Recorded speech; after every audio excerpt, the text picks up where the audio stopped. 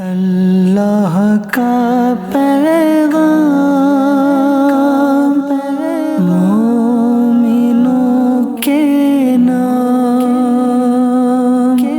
اللہ کا پیغام مومنوں کے نام۔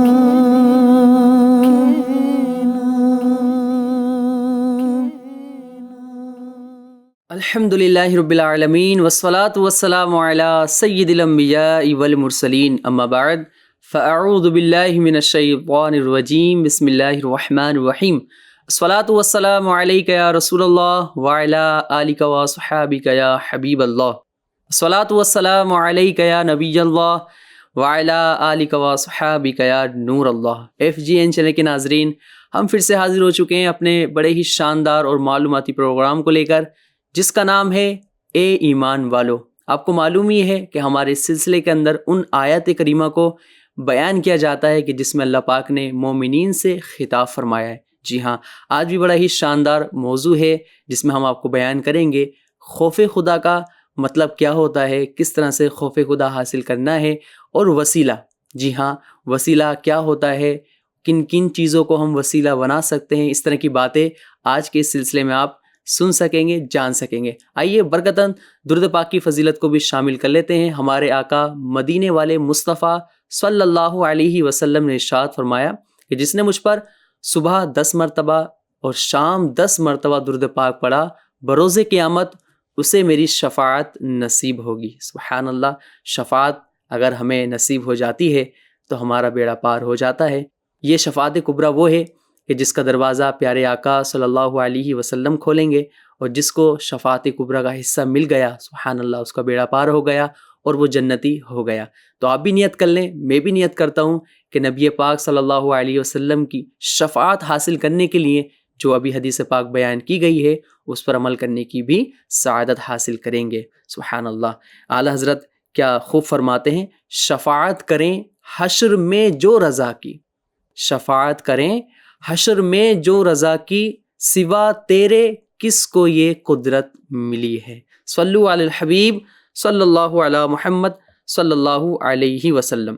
ناظرین، ابھی میں آپ کو بتا چکا ہوں کہ ہمارا آج جو موضوع ہے وہ ہے خوف خدا اور وسیلے کی تلاشی۔ خوف خدا کسے کہتے ہیں، وسیلہ کیا ہوتا ہے؟ آئیے سب سے پہلے میں آپ کو قرآن پاک کی آیت سناتا ہوں۔ اللہ پاک قرآن پاک میں ارشاد فرماتا ہے، یا ایھا الذین آمنوا اتقوا اللہ وابتغوا الیہ الوسیلہ، جس کا ترجمہ ہے اے ایمان والو، اللہ سے ڈرو اور اس کی طرف وسیلہ ڈھونڈو۔ سبحان اللہ، اس آیت کے اندر اللہ پاک نے ہمیں بتایا ہے کہ خوف خدا کیا ہوتا ہے۔ خوف خدا کو حاصل کرو، اللہ پاک سے ڈرو اور وسیلے کو تلاش کرو۔ خوف خدا کسے کہتے ہیں، خوف خدا کا کیا مطلب ہوتا ہے؟ آئیے بڑی مختصر عبارت کے ذریعے، مختصر لائن کے ذریعے میں آپ کو بتاؤں گا کہ خوف خدا آخرکار ہوتا کیا ہے، کس طرح سے اس کو ہم سمجھ سکتے ہیں۔ بتایا جاتا ہے کہ خوف خدا کا مطلب یہ ہے کہ اللہ تعالیٰ کی بے نیازی، اس کی ناراضگی، اس کی گرفت اور اس کی طرف سے دی جانے والی سزاؤں کو سوچ کر انسان کا دل گھبراہٹ میں مبتلا ہو جائے۔ جی ہاں، اگر آپ کو لگتا ہے کہ کوئی گناہ معاذ اللہ ہم سے ہو رہا ہے اور آپ کا دل گھبراہٹ میں مبتلا ہو جاتا ہے کہ یہ جو میں کام کر رہا ہوں یہ اللہ پاک کی ناراضگی کا سبب ہے، اگر واقعی اس وقت آپ کا دل گھبراہٹ میں مبتلا ہو رہا ہے تو آپ سمجھ لیں کہ آپ کو خوف خدا نصیب ہو چکا ہے۔ اور اگر آپ کو ایسا لگتا ہے کہ معاذ اللہ میں گناہ بھی کر رہا ہوں، دوسروں کو شامل بھی کر رہا ہوں، اور ساتھ ساتھ کوئی مجھے فکر نہیں، میرا دل بھی نہیں گھبرا رہا ہے، تو کہیں نہ کہیں کمی ہے، اس کو خدا را دور کریں۔ اور جو خوف خدا کا مطلب آپ کو بتایا گیا ہے کہ ہر وہ کام جو اللہ پاک کی ناراضگی کا سبب بنے، اس کو دیکھ کر انسان کا اگر دل گھبراہٹ میں مبتلا ہو رہا ہے تو گویا کہ آپ کو خوف خدا نصیب ہو چکا ہے۔ اللہ کریم ہم سب کو خوف خدا نصیب فرمائے۔ کیا خوب شعر لکھا ہے، تیرے خوف سے تیرے ڈر سے ہمیشہ، تیرے خوف سے تیرے ڈر سے ہمیشہ شان میں تھر تھر رہوں کانپتا یا الہی، میں تھر تھر رہوں کانپتا یا الہی۔ اللہ اللہ، یہ خوف خدا کے تعلق سے میں نے آپ کو بتایا ہے کہ خوف خدا کسے کہتے ہیں، کس طرح سے حاصل کرنا ہے۔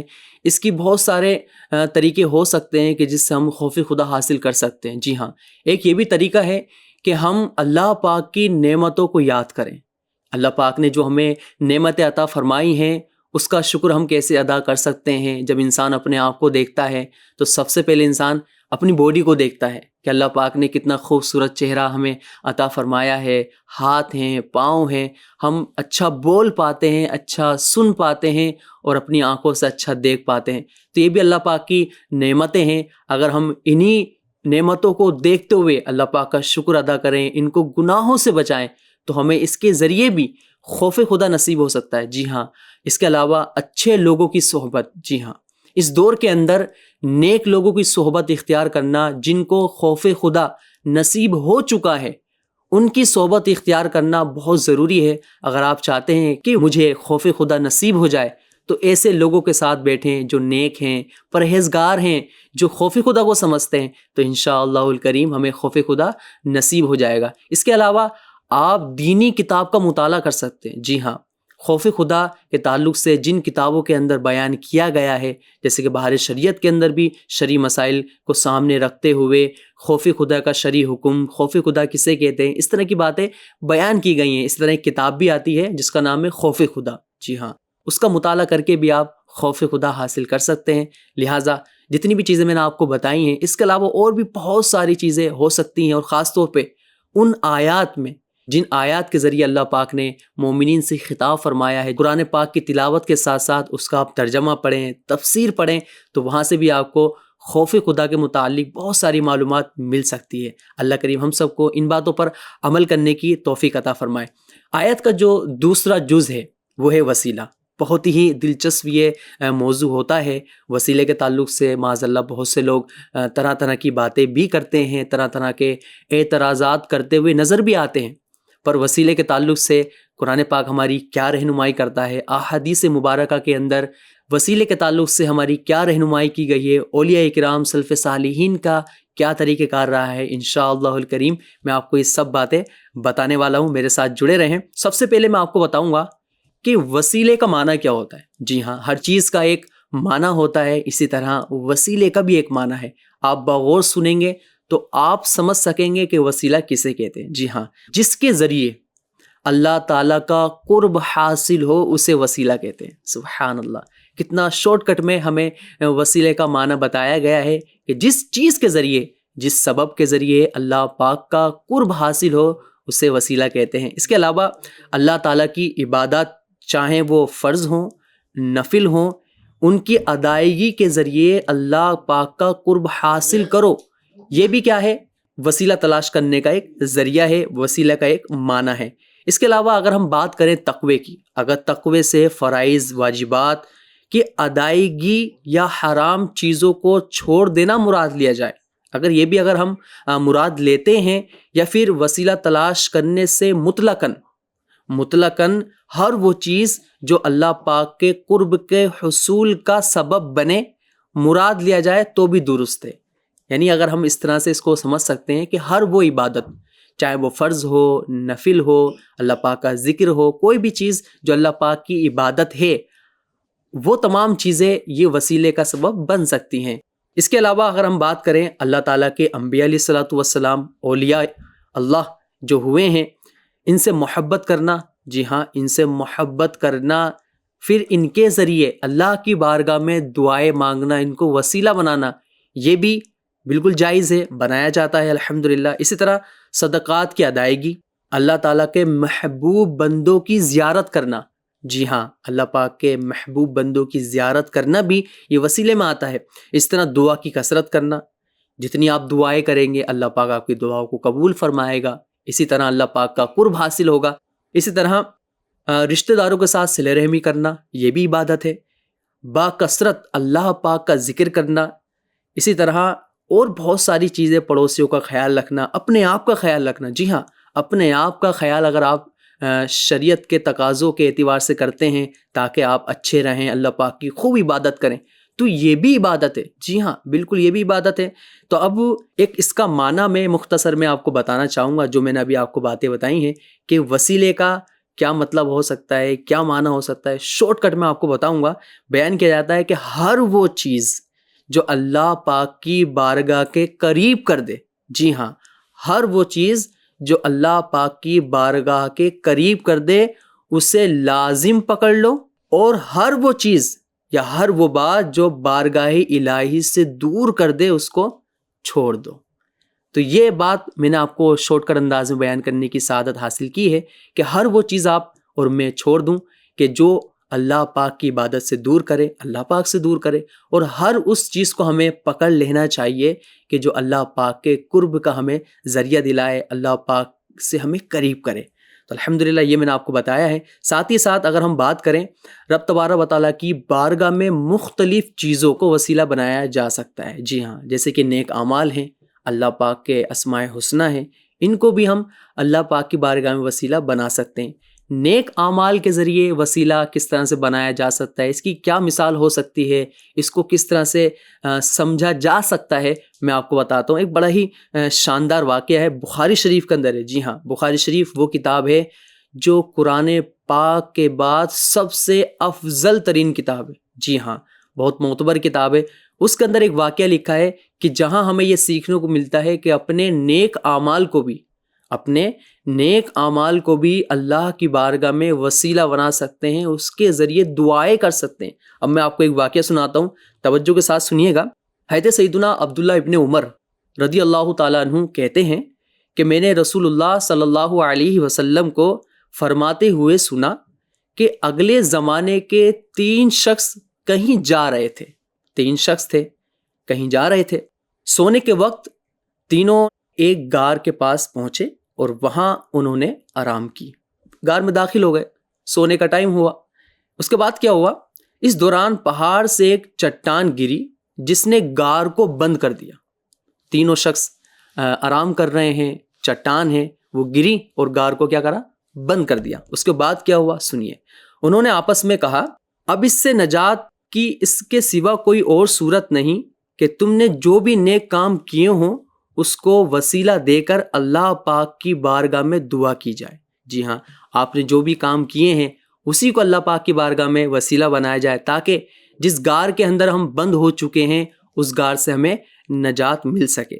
چنانچہ ایک شخص نے عرض کی، بڑی توجہ سننے والی بات ہے، جو 3 شخص تھے ان میں سے ایک شخص عرض کر رہا ہے، اے اللہ پاک، میرے والدین بہت بوڑھے تھے.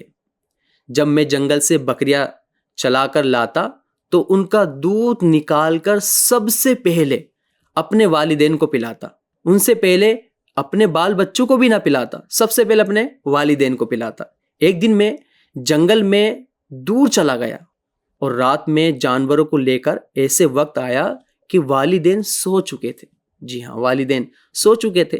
میں دودھ لے کر ان کے پاس پہنچا تو وہ سوئے ہوئے تھے.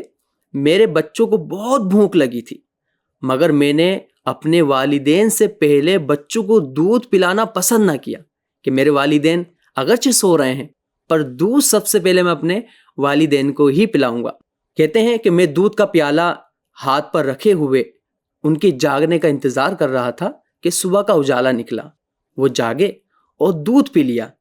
اب یہ جو عمل اس شخص نے کیا ہے اللہ کی بارگاہ میں وہ عرض کر رہا ہے. اب وہ دعا کرتا ہے، اے اللہ کریم، اگر میں نے یہ کام تیری خوشنودگی کے لیے کیا ہے تو اس چٹان کو مجھ سے ہٹا دے. اللہ اکبر. یہ دعا کرنی تھی، اس نیک کام کو اللہ کی بارگاہ میں وسیلہ بنانا تھا. کیا ہوا، اس کا یہ کہنا تھا کہ چٹان کچھ سرک گئی مگر اتنی نہیں کہ لوگ اس غار سے نکل سکیں. ابھی تو ایک شخص کا واقعہ میں نے آپ کو بتایا ہے، ایک شخص کے عمل کا میں نے آپ کو ذکر خیر سنایا ہے. ابھی 2 شخص باقی ہیں، دیکھیں کیا ہوتا ہے. دوسرے نے کہا، اے اللہ کریم، میرے چچا کی ایک لڑکی تھی جس سے میں بہت محبت کرتا تھا. میں نے اس کے ساتھ برے کام کا ارادہ کیا تو اس نے انکار کر دیا. ایک مرتبہ قحط کی مصیبت میں وہ مبتلا ہوئی تو میرے پاس کچھ مانگنے کے لیے آئی. میں نے اسے 120 اشرفیہ اس شرط پہ دیں کہ وہ میرے ساتھ خلوت کرے۔ اللہ اکبر۔ وہ راضی ہو گئی، کیا کرتی بیچاری۔ پر اب ہوا کیا، جب اس پر میں قابو پایا تو اس نے کہا کہ میں اس کام کو حلال نہیں سمجھتی، مجھے اللہ پاک کا خوف ہے۔ جب یہ بات اس لڑکی کی زبانی اس نے سنی، اس نے کیا کیا، اس نے کہا کہ اگر بات ایسی ہے تو اللہ پاک کی رضا کے لیے میں تیرے ساتھ خلوت نہیں کروں گا۔ اللہ اکبر۔ پھر اس شخص نے اللہ کی بارگاہ مرضی لگائی کہ اے اللہ پاک، اگر میں نے یہ عمل تیری رضا کے لیے کیا ہے، اگر میں اس گناہ سے، تو جس غار میں پھنس چکا ہوں اس غار سے اس چٹان کو ہٹا دے۔ اللہ اکبر۔ اتنا کہنا تھا کہ وہ چٹان کچھ اور سرکی، پر اتنی نہیں کہ وہ لوگ نکل سکیں۔ اب تیسرے شخص کی میں آپ کو بات بتاتا ہوں، اس نے کیا کہا۔ تیسرے شخص نے عرض کی، اے اللہ، میں نے چند شخصوں کو مزدوری پر رکھا تھا، لوگ کام کرنے آتے ہیں تو مزدوری پر رکھا تھا، اور ان سب کو مزدوری دے بھی دیا کرتا تھا، لیکن ایک شخص اپنی مزدوری چھوڑ کر جا چکا تھا۔ اس کی مزدوری کو میں نے اپنے کام میں لگایا، ان پیسوں کو ایسے کاروبار میں لگایا کہ اس کاروبار کے ذریعے مجھے بہت منافع ہوا۔ اگر ہم منافع کی بات کریں تو پہلے بکریاں، اس طرح کے جانوروں کا کاروبار کیا جاتا تھا، تو اس طرح کی چیزیں ہوئیں، تو اس رقم کے ذریعے اس شخص نے بہت پیسہ کمایا۔ اب ایک مرتبہ کیا ہوا کہ وہی شخص کہ جس کی مزدوری اس نے نہیں دی تھی، وہ کافی سال کے بعد آتا ہے اور کہتا ہے کہ اے فلاں، اے اللہ کے بندے، جو میری مزدوری تیرے پاس تھی، جو میں نہیں لے کر گیا تھا، خدا کے لیے واپس کر دے۔ اب اتنی بات کہنی تھی، اس نے کہا کہ یہ جو کچھ اونٹ، گائے، بیل، بکریاں اور غلام تم دیکھ رہے ہو، یہ سب تمہاری ہی مزدوری کی بدولت ہے۔ جی ہاں، آپ ہی کے پیسے سے میں نے یہ سب کمایا ہے، یہ تو آپ کا ہے، لے جائیے۔ وہ شخص بولا، اے بندے خدا، مجھ سے مذاق نہ کر۔ میں نے کہا مذاق نہیں کر رہا ہوں، یہ سب تیرا ہی ہے، اسے لے جا۔ وہ سب کچھ لے کر چلا گیا۔ اب وہ تیسرا شخص اللہ کی بارگاہ میں عرض کرتا ہے، یا الہی، اگر میں نے یہ تیری رضا کے لیے کیا ہے تو یہ چٹان کو ہٹا دے۔ یہ کہنا تھا کہ وہ پتھر اس غار سے ہٹ گیا اور تینوں کے تینوں اس غار سے باہر نکل گئے۔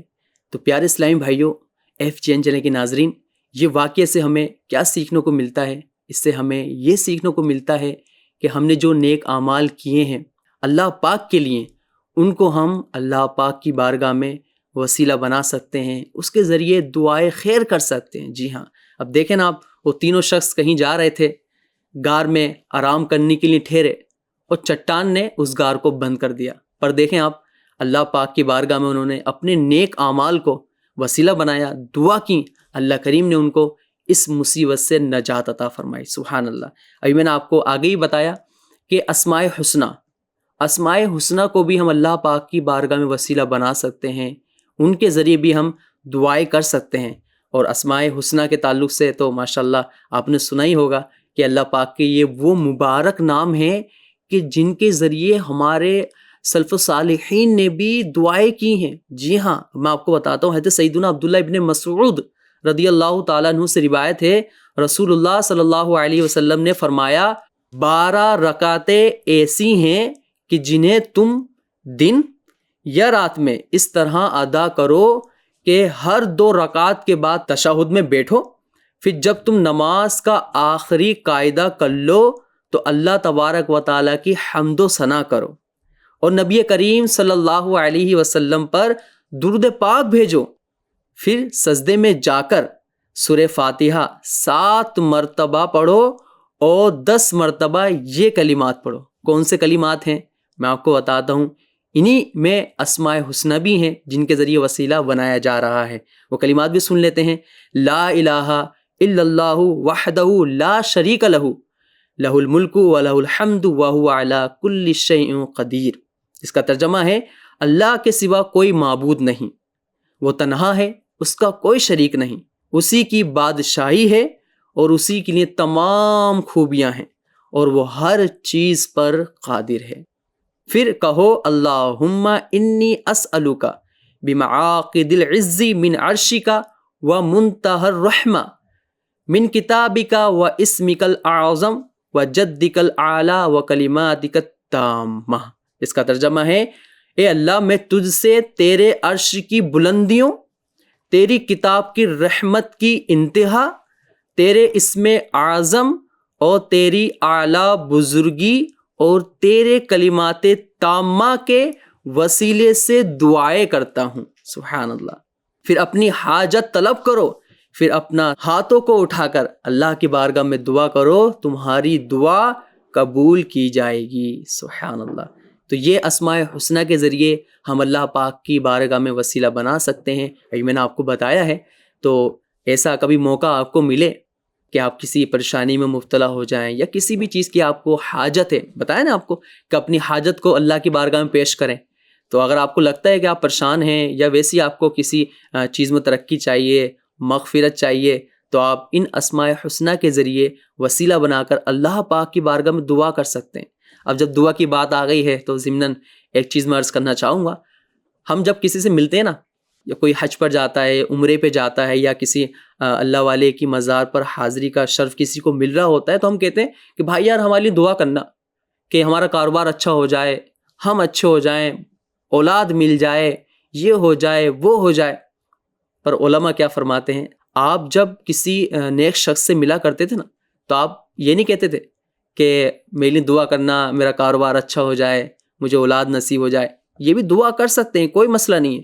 پر اعلیٰ حضرت رحمۃ اللہ تعالی علیہ عرض کیا کرتے تھے، علی جان آپ جا رہے ہیں، میری مغفرت کی دعا کیجیے گا. جی ہاں، سیدی اعلیٰ حضرت رحمۃ اللہ تعالی علیہ کے اس عمل سے ہمیں بھی سیکھنے کو ملتا ہے کہ جب ہم کسی سے دعا کے لیے کہیں نا، تو سب سے پہلے یہ کہیں کہ آپ مغفرت کی دعا کیجیے گا کہ اللہ پاک ہماری بے حساب مغفرت فرمائے. ہمارا حال تو یہ ہے کہ ہم کسی سے دعا کے لیے کہتے بھی ہیں نا، تو کہتے ہیں کہ ہمارا کاروبار ٹھیک ہو جائے، یہ بھی کہیں، پر سب سے پہلے اگر ہم یہ کہہ دیں کہ مغفرت کی دعا کیجیے گا. دیکھیں مغفرت سب سے مین ہے. انسان دنیا میں کچھ بھی کما لے، کچھ بھی کر لے، ایک دن تو جانا ہے نا دنیا سے، کیونکہ دنیا تو فانی ہے اور آخرت یہ باقی ہے. تو اس باقی آخرت کے لیے ہم نے کیا کیا ہے؟ اگر ہم کسی سے مغفرت کی دعا کروا لیتے ہیں، یا اپنے نیک اعمال کے ذریعے جو میں نے ابھی آپ کو بتایا ہے، یا ہم اسماء حسنہ کے ذریعے اللہ کی بارگاہ میں دعا کرتے ہیں، ان کو وسیلہ بناتے ہیں، تو سب سے پہلے یہ دعا کریں نا، اے اللہ پاک میری بخشش فرما، مجھے معاف فرما دے، مجھ سے راضی ہو جا. جی ہاں، ہمارے اسلاف کا یہی طریقہ رہا ہے. انہوں نے جتنے بھی نیک اعمال کیے ہیں اور اللہ پاک کی بارگاہ میں ان کو وسیلہ بنایا بھی ہے، تو دعائیں یہی کی ہیں. پر بدقسمتی سے علم نہ ہونے کی بنا پر، خوف خدا نہ ہونے کی بنا پر ہم اس طرح کی دعائیں کروا رہے ہوتے ہیں. دیکھیں دعا کروانے میں کوئی مسئلہ نہیں، آپ یہ بھی کرائیں، پر خدا را آپ آج یہ اس پروگرام سے لے لیں کہ جب بھی آپ کسی سے دعا کروائیں تو سب سے پہلے کہیں کہ بخشش کی دعا کیجیے گا، اللہ پاک مجھ سے راضی ہو جائے. سبحان اللہ. اللہ کریم ہمیں ان باتوں پر عمل کرنے کی توفیق عطا فرمائے. آئیے اب میں آپ کو بتاتا ہوں کہ نیک بندوں کو بھی اللہ کی بارگاہ میں وسیلہ بنا سکتے ہیں. جی ہاں، کیا ثبوت ہے، کیا ریفرنس ہے، میں آپ کو بتاتا ہوں. نیک اعمال اور مقدس کلمات کے علاوہ رب تبارک و تعالیٰ کی بارگاہ میں اس کے نیک بندوں کو وسیلہ بنانا، ان کے وسیلے سے دعائیں کرنا، ان کے توسل سے بارگاہ رب قدیر عز و جل میں اپنی حاجات کی تکمیل کے لیے التجائے کرنا بھی نہ صرف جائز بلکہ امتوں اور صحابہ اکرام کا طریقہ کار رہا ہے. یہ کوئی نئی چیز نہیں ہے کہ نیک بندوں کو اللہ کی بارگاہ میں وسیلہ بنانا کوئی نیا کام ہو، ایسا نہیں ہے. یہ تو پچھلی امتوں کا طریقہ رہا ہے. ہمارے صحابہ اکرام نے نیک لوگوں کو، نیک بندوں کو وسیلہ بنایا ہے.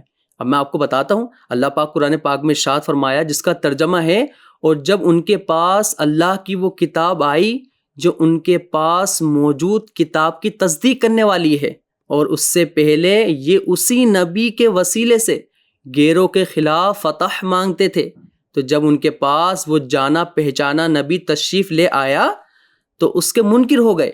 تو اللہ کی لعنت ہو انکار کرنے والوں پر. اس آیت سے پتہ چلا کہ وہ لوگ جو نبی پاک صلی اللہ علیہ وسلم پر ایمان نہیں لاتے تھے، وہ لوگ بھی آپ صلی اللہ علیہ وسلم کے وسیلے سے دعائیں مانگتے تھے. دیکھیں آپ، اللہ اکبر. اس کا پس منظر کیا ہوا میں آپ کو بتاتا ہوں. امام الانبیاء صلی اللہ علیہ وسلم کی تشریف آوری اور قرآن کریم کے نزول سے پہلے غیر لوگ اپنی حاجات کے لیے حضور پرنور صلی اللہ علیہ وسلم کے نام پاک کے وسیلے سے دعا کرتے اور کامیاب ہوتے تھے، اور اس طرح دعا کرتے تھے، اللہم افتح علینا وانصرنا بالنبی الامی، اے رب ہمیں نبی امی کے صدقے میں فتح نصرت عطا فرما۔ اللہ اکبر۔ اس سے معلوم ہوا کہ دنیا میں تشریف آوری سے پہلے ہی حضور پرنور صلی اللہ علیہ وسلم کے توسل سے دعائیں مانگی جاتی تھیں۔ جی ہاں، ابھی آپ بظاہر تشریف نہیں لائے ہیں، پھر بھی لوگ آپ کے نام سے دعائیں مانگا کرتے تھے۔ حضور صلی اللہ علیہ وسلم کے وسیلے سے پہلے ہی مخلوق کی حاجت روائی ہوتی تھی۔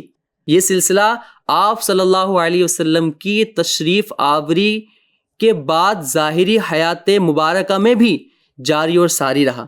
صحابہ اکرام کی جماعت کو آپ دیکھیں، صحابہ اکرام علیہم رضوان آپ صلی اللہ علیہ وسلم کے وسیلے سے دعائیں مانگا کرتے تھے۔ جی ہاں، بلکہ اپنے وسیلے سے دعائیں مانگنے کی تعلیم تو خود ہمارے نبی صلی اللہ علیہ وسلم نے ایک صحابی کو دی ہے۔ جی ہاں، آپ صلی اللہ علیہ وسلم کے وصال ظاہری کے بعد بھی صحابہ اکرام کا یہ معمول رہا اور سلف صالحین کا طریقہ ہے کہ آپ صلی اللہ علیہ وسلم کے نام سے، آپ کی ذات سے اللہ پاک کی بارگاہ میں وسیلہ بنا کر دعائیں کرتے تھے۔ سبحان اللہ۔ آئیے اعلیٰ حضرت کیا فرماتے ہیں، وہ سنتے ہیں۔ وہ جہنم میں گیا جو ان سے مستغنی ہوا، وہ جہنم میں گیا جو ان سے مستغنی ہوا، ہے خلیل اللہ کو حاجت رسول اللہ کی۔ سبحان اللہ۔ اعلیٰ حضرت نے کتنی پیاری بات ارشاد فرمائی نا کہ وہ لوگ جو نبی صلی اللہ علیہ وسلم پر ایمان نہیں لاتے ہیں، وسیلے کے قائل نہیں ہیں، اور وہ لوگ جو پیارے آقا صلی اللہ علیہ وسلم پر معاذ اللہ طرح طرح کی باتیں کستے ہیں، ان کے تعلق سے کیا فرمایا؟ جو ان سے مستغنی ہوا وہ جہنم میں گیا۔ اللہ اکبر۔ آئیے اب میں آپ کو بتاتا ہوں سب سے بڑا وسیلہ کیا ہے۔ اب تک تو ہم وسیلے کے تعلق سے سن رہے تھے کہ نیک اعمال کو بھی وسیلہ بنا سکتے ہیں، نبی پاک صلی اللہ علیہ وسلم کے نام کو بھی وسیلہ بنایا جا سکتا ہے، نیک بندوں کو بھی بنا سکتے ہیں، بس سب سے بڑا وسیلہ کیا ہے؟ اب جب آپ سنیں گے تو آپ کا دل جھوم جائے گا انشاءاللہ۔ بتاتے ہیں کہ ہمارے آقا صلی اللہ علیہ وسلم کائنات کا سب سے بڑا وسیلہ ہیں۔ سبحان اللہ۔ ہمارے نبی پاک صلی اللہ علیہ وسلم پوری کائنات کے سب سے بڑے کیا ہیں؟ وسیلہ ہیں۔ آپ کے ذریعے لوگ دعائیں کرتے ہیں۔ سبحان اللہ۔ میں آپ بتاتا ہوں آپ کو کہ بارگاہ الہی میں سب سے مقرب وہی ہیں، تو بقیہ سب انہی کو وسیلہ بناتے ہیں۔ جی ہاں، اور بنائیں گے۔ چنانچہ اسی لیے میدان قیامت میں سب لوگ حضور اقدس صلی اللہ علیہ وسلم کی بارگاہ میں جمع ہو کر حاضری دیں گے۔ سبحان اللہ۔ اعلیٰ حضرت رحمۃ اللہ تعالی علیہ کیا خوب فرماتے ہیں، ہم ہیں ان کے، وہ ہیں تیرے، تو ہوئے ہم تیرے، اس سے بڑھ کر تیری سمت اور وسیلہ کیا ہے؟ صدقہ پیارے کی حیا کا نہ لے مجھ سے حساب، صدقہ پیارے کی حیا کا نہ لے مجھ سے حساب، بخش بے پوچھے لجائے کو لجانا کیا ہے؟ صلو علی الحبیب صلی اللہ علی محمد صلی اللہ علیہ وسلم۔ تو یہ آپ نے جانا کہ سب سے بڑا وسیلہ ہمارے پیارے آقا مدینے والے مصطفیٰ صلی اللہ علیہ وسلم کا وسیلہ ہے۔ سبحان اللہ۔ آئیے میں آپ کو ایک چیز اور بتاتا ہوں کہ بارش کے لیے وسیلہ۔ جی ہاں، کبھی کبھی ایسا ہوتا تھا کہ نبی پاک صلی اللہ علیہ وسلم کی ذات پاک کے ذریعے، آپ کے نام کے ذریعے اللہ پاک کی بارگاہ میں دعائیں کی جاتی تھیں، وسیلہ پیش کیا جاتا تھا تو بارش پڑتی تھی۔ اب میں آپ کو بتاتا ہوں کہ صرف پیارے آقا صلی اللہ علیہ وسلم نہیں، جو آپ سے محبت کرنے والے ہیں، جو آپ کے خاندان والے ہیں، ان کو بھی بارش کے لیے وسیلہ بنایا گیا ہے۔ جی ہاں، صحیح بخاری میں ہے، حضرت سیدنا انس رضی اللہ تعالیٰ عنہ سے روایت ہے کہ جب لوگ قحط میں مبتلا ہو جاتے تھے تو حضرت سیدنا عمر بن خطاب رضی اللہ تعالیٰ عنہ اور حضرت سیدنا عباس بن مطلب رضی اللہ تعالیٰ عنہ کے وسیلے سے بارش کی دعائیں کرتے اور عرض کرتے، ترجمہ، اے اللہ عز و جل، ہم تیری بارگاہ میں اپنے نبی صلی اللہ علیہ وسلم کا وسیلہ پکڑا کرتے تھے تو ہم پر بارش برسا دیتا تھا۔ سبحان اللہ۔ اور اب ہم تیری بارگاہ میں اپنے نبی صلی اللہ علیہ وسلم کے چچا جان کو وسیلہ بناتے ہیں، ہم پر بارش برسا تو لوگ سیراب ہو جاتے۔ سبحان اللہ۔ یعنی پیارے آقا مدینے والے مصطفیٰ صلی اللہ علیہ وسلم کے چچا جان کے ذریعے لوگ بارش کے لیے دعائیں کرتے تھے، آپ کو اللہ کی بارگاہ میں وسیلہ بنایا کرتے تھے کہ اے اللہ کریم، پیارے آقا صلی اللہ علیہ وسلم کے چچا جان کے صدقے ہم پر بارش نازل فرما، اور اللہ پاک ان کی دعا کو قبول فرماتا اور بارش نازل فرماتا تھا۔ سبحان اللہ۔ آئیے اب میں آپ کو بتاتا ہوں کہ ذات مصطفیٰ صلی اللہ علیہ وسلم کو بھی اللہ کی بارگاہ میں وسیلہ بنایا جاتا ہے۔ پیچھے میں نے آپ کو بتایا کہ آپ کو بتاؤں گا، تو میں بالکل آپ کو بتاؤں گا، آپ سنیے۔ پیارے آقا صلی اللہ علیہ وسلم نے اپنے وسیلے سے اللہ پاک کی بارگاہ میں دعا کرنے کی تعلیم ایک صحابی رضی اللہ تعالیٰ عنہ کو دی ہے۔ جی ہاں، چنانچہ حضرت سیدنا عثمان بن حنیف رضی اللہ تعالیٰ عنہ سے روایت ہے، ایک نابینا شخص بارگاہ رسالت صلی اللہ علیہ وسلم میں حاضر ہو کر دعا کے طالب ہوئے تو انہوں نے یہ دعا ارشاد فرمائی جس کا ترجمہ ہے، اے اللہ عز و جل، میں تجھ سے سوال کرتا ہوں اور تیری طرف نبی رحمت حضرت محمد صلی اللہ علیہ وسلم کے ساتھ متوجہ ہوتا ہوں۔ اے محمد صلی اللہ علیہ وسلم، میں نے آپ صلی اللہ علیہ وسلم کے وسیلے سے اپنے رب عز و جل کی طرف اپنی اس حاجت میں توجہ کی تاکہ میری حاجت پوری کر دی جائے۔ اے اللہ عز و جل، میرے لیے حضور صلی اللہ علیہ وسلم کی شفاعت قبول فرما۔ سبحان اللہ۔ دیکھیں یہ صحابی ہیں، نابینا ہیں، پیارے آقا صلی اللہ علیہ وسلم کی ذات پاک کو اللہ پاک کی بارگاہ میں وسیلہ بنا رہے ہیں اور دعا کر رہے ہیں۔ سبحان اللہ۔